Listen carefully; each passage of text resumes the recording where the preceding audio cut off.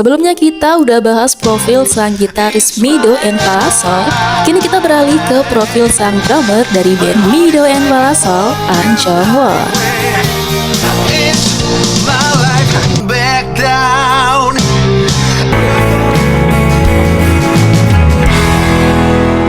An Jong Won atau dikenal sebagai Andrea adalah seorang dokter yang sangat menyukai anak kecil. Jadi gak heran ya jika ia menjadi dokter bedah spesialis pediatri yang menangani operasi khusus terhadap anak-anak. 형 예민해. 환자가 의사를 위로해. 들이 왜 장담할 수 없습니다. 아직 모릅니다. 더 지켜봐야 합니다. 이렇게 애매한 말만 하다 카나예요. 저희가 할 수 있는 최선을 다하겠습니다. Ia nampak begitu sabar menghadapi anak kecil yang bahkan lagi tantrum saat datang menemuinya.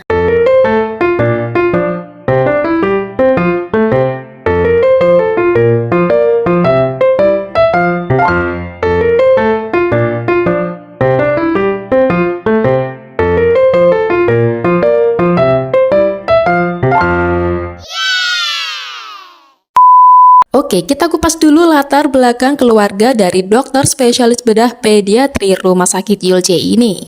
An Jong Won adalah anak kelima dari 5 bersaudara. Ia memiliki seorang ibu yang sangat ia cintai bernama Chung Rosa. Keempat kakaknya menjadi pastor dan biarawati. Sedangkan hanya dirinya lah yang menjadi seorang dokter spesialis pediatri. Selain pandai memainkan drum, ia memiliki banyak hobi yang tergantung musimnya nih. Wow! Ia biasa maraton di musim semi, berselancar di musim panas, hiking di musim gugur, dan bermain ski di musim dingin. Suatu saat di hari liburnya, ia mengikuti sebuah event maraton. Saat ia berada di garis start maraton, tiba-tiba ia mendapat panggilan dari rumah sakit dan justru berlari lawan arah menuju rumah sakit Yulje.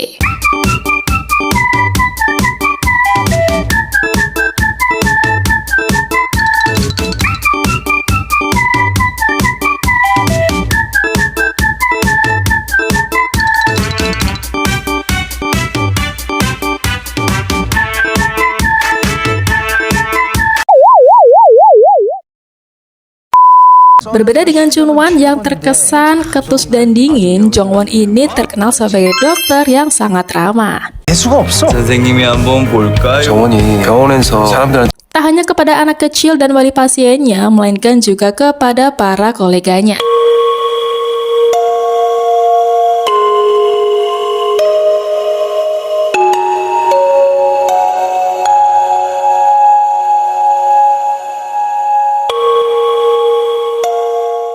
Dokter yang sangat berdedikasi. Di sela-sela waktu operasinya, ia banyak menghabiskan waktu untuk menjenguk pasien seorang diri guna melihat perkembangan pasiennya.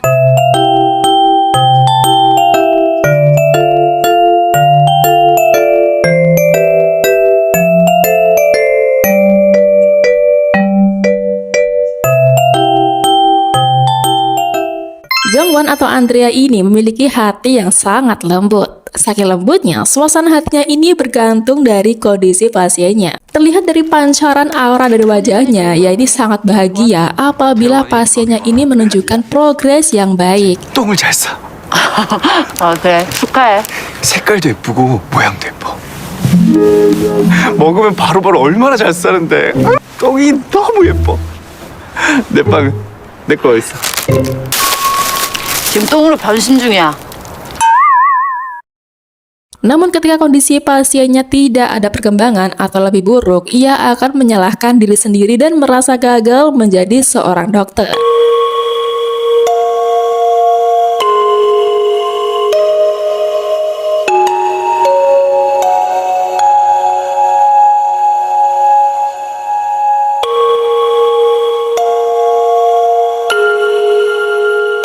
Berkali-kali ia mengatakan kepada kakaknya untuk segera resign karena merasa menjadi dokter yang tidak berguna. Tapi nyatanya, 딱 1년만 더 하자. 의사라서 자격이 없어. 실력도 없고 아무것도 없어. 나 의사 그만둘 거야. 내일 당장 때려 치울 거야. 안드리야, 딱 1년만 더 하자.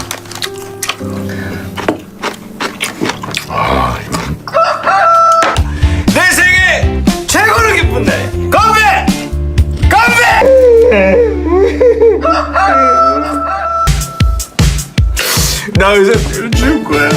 나 의사가 아니야!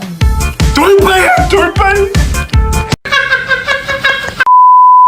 Jongwon juga terkenal sangat rendah hati. Selain sebagai dokter, dia rupanya adalah anak konglomerat yakni presidi rumah sakit Yulje sendiri. Tak ada satupun orang tahu bahwa ia ini putra konglomerat. Bahkan sahabatnya sendiri pun juga tak menyangka ia sekaya itu. Ikju dan kawan-kawan ini baru mengetahui fakta tersebut saat menghadiri upacara pemakaman presidi rumah sakit Yulje yang nampak An Jong-won sedang menyambut para tamu yang sedang melayat.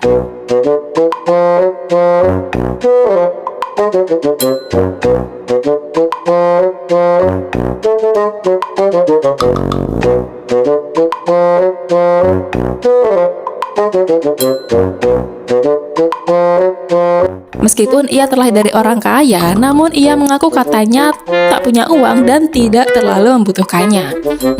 Masa sih? Kemana uangnya selama ini?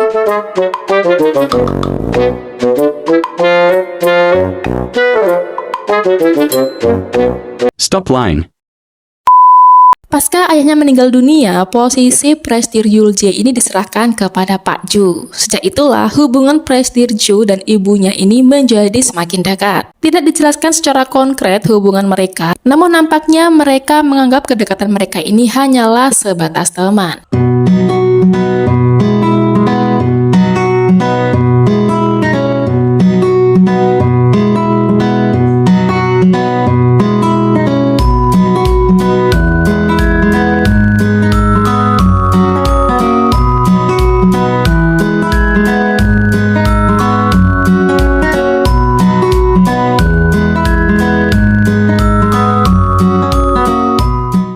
Pasca diangkatnya presidi rumah sakit Yulje yang baru, Jongwon ini membuat suatu gebrakan bahwa ia akan membuat bangsal VIP di rumah sakit Yulje, yang mana ia dan sahabatnya menjadi penanggung jawabnya.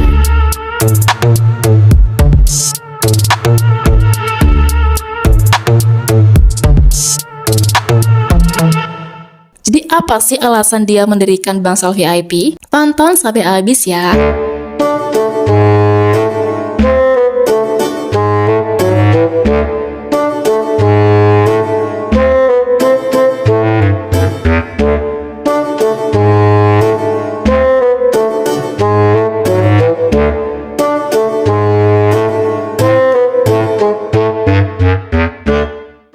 Koran katanya, ide ini tercetus ketika ia melihat tagihan rumah sakit ayahnya yang merupakan seorang prestir yang dirawat di rumah sakit VIP, yang rupanya tagihannya ini sangatlah besar, bahkan memberikan bonus juga. An Jong-won rupanya sosok orang yang tidak materialistis dan gemar berdonasi. Selama ini, ia diam-diam menjalankan sebuah program amal yang dikenal dengan malaikat penolong. Suatu pihak yang membantu biaya rumah sakit para pasien yang tidak mampu. Jadi nggak heran ya guys, rupanya alasan ia tak memiliki uang selama ini karena uangnya dialihkan untuk membantu para pasien yang tidak mampu.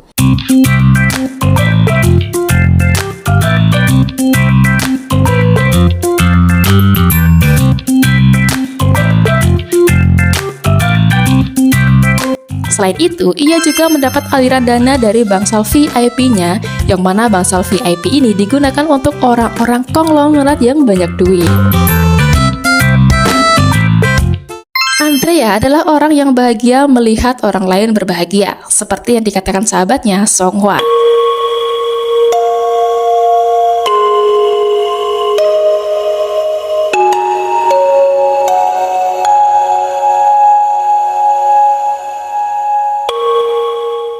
An Jong-won juga sosok penganut Katolik yang sangat taat. Ia selalu memulai rutinitas pagi dengan berdoa. Bahkan di dalam laci meja kerjanya terdapat banyak jenis kitab dan rosario.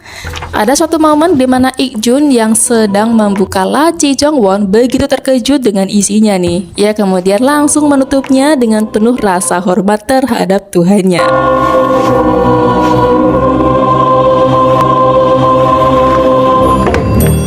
Saking taatnya, ia bahkan bercita-cita menjadi seorang pastor. Hingga suatu masa, ia berencana untuk berhenti menjadi dokter dan mendaftarkan diri menjadi pastor karena ia sangat mencintai Tuhannya. Tak ada yang mampu mengalahkan cintanya terhadap Tuhannya. Namun keputusannya menjadi pastor ini justru ditentang oleh ibunya. Ibunya sangat menginginkan Jongwon hidup normal dan menikah serta berada dekat dengannya.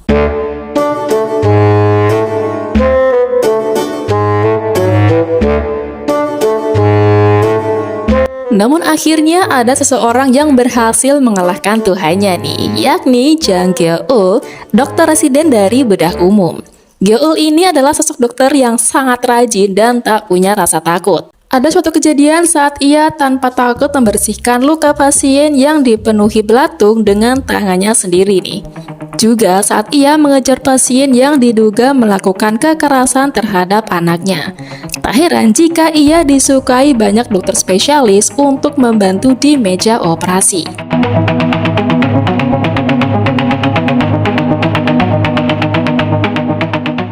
Dia diam-diam menyukai Jongwon sejak pandangan pertama.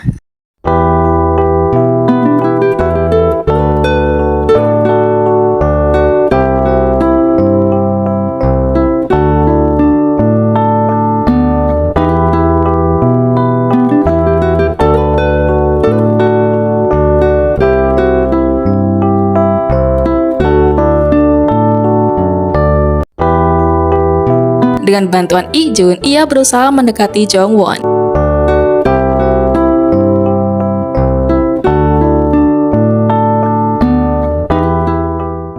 Hingga akhirnya, Gyeol memohon kepada Jongwon untuk tetap menjadi dokter dan menyelamatkan banyak nyawa daripada harus menjadi seorang pastor. Di saat yang bersamaan, Jang Gyeol juga menyatakan perasaannya.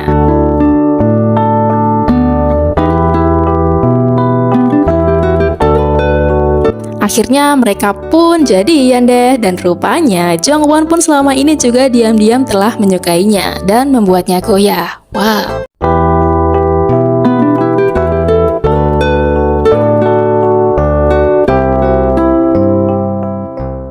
Jongwon dan Gyeol ini diam-diam berpacaran tanpa diketahui orang rumah sakit Yulje kecuali geng 99 tentunya ya.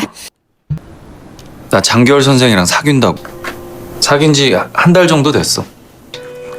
내가 제일 좋다야. 병원에선 당연히 비밀로 할게. 걱정하지 마.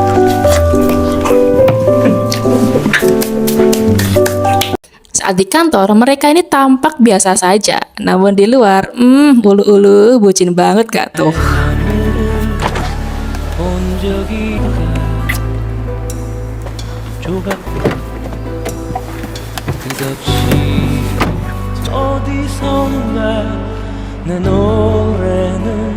네요 교수님. 그럼 우리 바로 돌켜요. 안 들... 병원 밖에서도 교수님이라고 부르면 어떡해. Ada suatu momen lucu ketika Ijun ini keceplosan mengatakan kalau mereka ini berpacaran. 퇴직 기념 심포지움 축하 영상 제작 및 공로패 문구 정리. 주말에 영상 제작 완료한다고 하니까 김진모 교수님이랑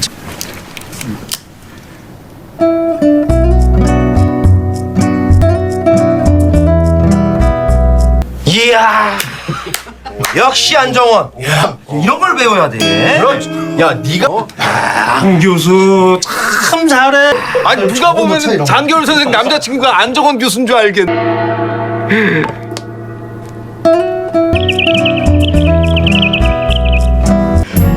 그런 줄 알겠다고. 하여튼 이익진 교수 참 교수님 때문에 두 사람 어색해지면 어떡해요. 진짜. 미안해 안정원 교수. 이따 좀 나올래 미치실게요. 나 바빠. 그리고 만약에 비는 시간이 좀 있으면 우리가 장기자랑을 좀 해야 되는데 그거는 내 얘기 듣고 있지? Ia merasa sangat sedih saat mengetahui ibunya tiba-tiba dilarikan ke rumah sakit dengan diagnosa mengidap hidrosefalus.